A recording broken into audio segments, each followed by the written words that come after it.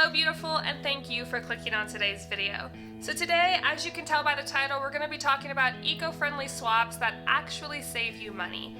I think a lot of times eco-friendly products can get the misconception that they cost more, and although sometimes they can cost more up front, there are some that are definitely more of a bang for your buck than others. And what I mean by that is they save you money not only in the long run, but pretty much in the short term. Like they pay for themselves in one or two uses. So today, what we're going to be talking about is the things that will pay for themselves pretty immediately, and they're eco-friendly and good for your wallet. If I missed anything in this video, please let us all know in the comments down below. Just share your information, share your love, and share your knowledge.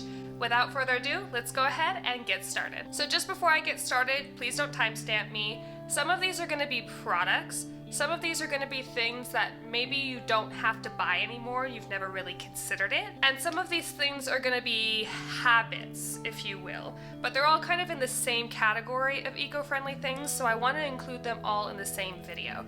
So now, without further ado, let's get started. So in no particular order, number one on my list is to buy used instead of new where you can. There are certainly things that in my life I don't prefer to buy used. Cloth furniture, a mattress, undergarments, things like that are typically things that I don't enjoy buying used, but there are plenty of things in my house that are used. My coffee table, my painting easel, my desk, our dinner table, our dinner chairs, just to name a few. But if you can be patient with things like furniture or clothing or any sort of small or big purchase, a lot of times if you're patient, you can find them used. If you need something kind of right away, I understand not wanting to get them used, but there are parts of our house that have been sitting empty for like 5 to 6 months because we're kind of waiting to find the perfect items, and if we can find them used because our patience is paying off, all the better. But when you can be patient and when you want to save money and be eco-friendly, buying used over new is a super awesome way to do it. Number two is another habit, and that is to wash your clothes in cold water. Some things can't be washed in cold water, like cleaning rags or maybe your sheets or towels, but most of your regular day clothing that you're washing, you don't really sweat or get stinky enough unless you're working like a really intensive labor job. But for me in my life, I don't really sweat or like do enough vigorous activity in my clothing to merit needing a hot water bath in the washing machine. So not only is it eco-friendly because it's less wasteful as far as energy to heat up that water for your washing machine, but it saves you money to use cold water because your clothes fade less quickly and your energy bill in your house will go down if you switch to predominantly cold water. So definitely a good option, eco-friendly, and saves you money literally right away.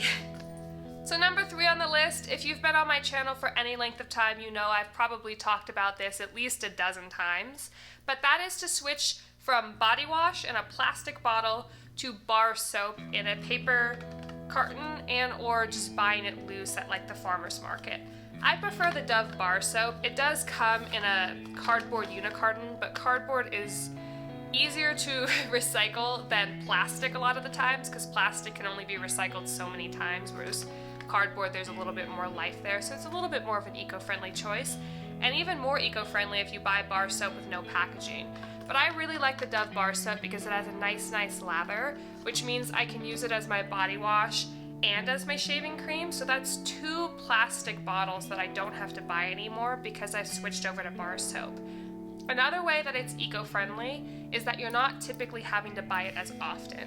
A body wash, because it's, 80% water, you go through it in like a month and a half, whereas my bar soap will sometimes last like 2.5 months, give or take, depending upon how many showers I happen to take and how many times I shave. But it saves you money because you're not buying it as much, and it's eco-friendly because it's less plastic, so it's kind of a win-win. And with the Dove bar soap, it's moisturizing and fragrance-free, which I think is overall better for our skin. So total win-win, and I highly recommend it. Number 4 is dryer balls.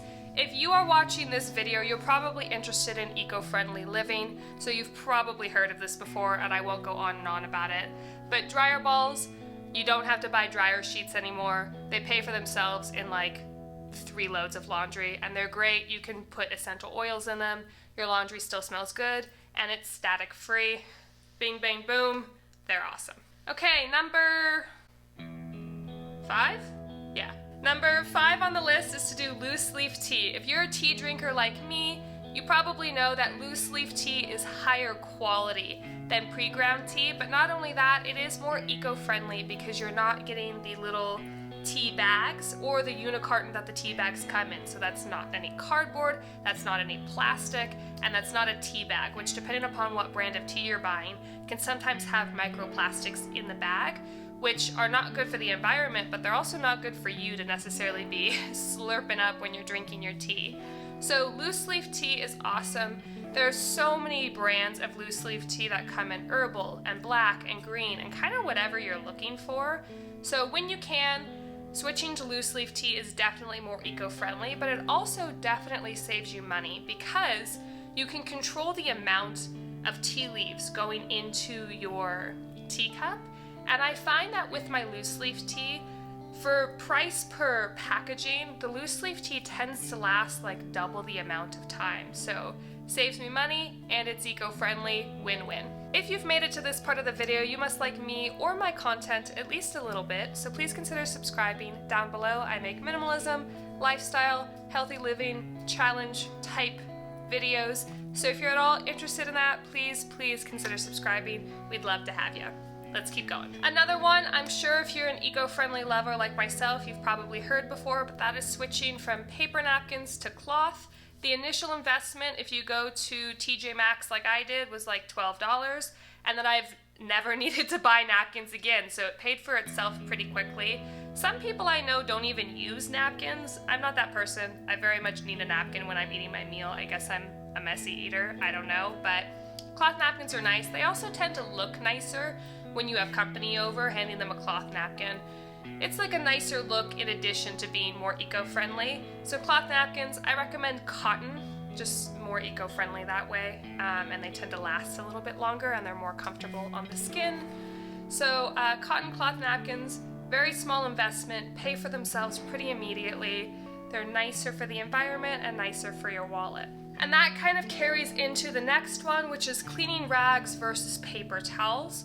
During the COVID-19 initial pandemic, I was guilty of buying those Lysol wipes, which are terrible for the environment. I will say, the reason I bought them was because they were the only disinfecting product that I could get my hands on, and I was not going to take a chance with my health or the health of those around me when the solution was feasible to have.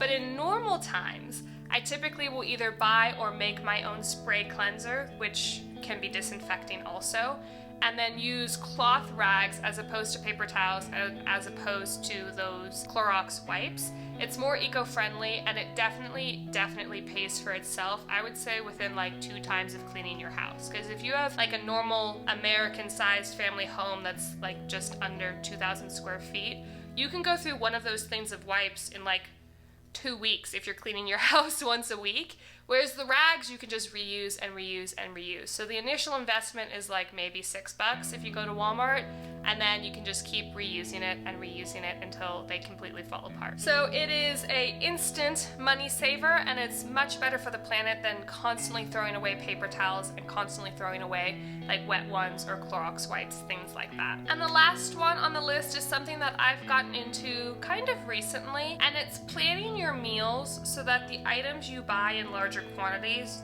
get used up entirely.